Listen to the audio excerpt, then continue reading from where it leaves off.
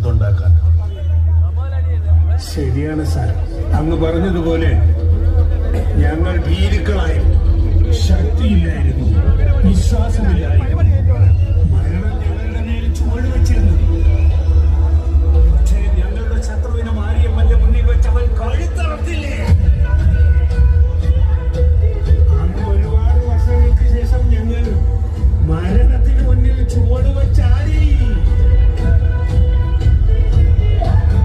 അവൻ വാള് വീശി വന്നപ്പോ ഒരു കാറ്റിലായിരുന്നു സാർ. ആ കാറ്റിന് ഞായറാഴ്ചയിലുള്ള എല്ലാവരുടെയും ജീവശ്വാസമാണ്. നിങ്ങൾക്കൊരു ഉപദേശം തരാം, ഒരു കാലത്തും നിങ്ങൾ അയാളെ എതിർത്ത് നിൽക്കാൻ പോകരുത് സാർ.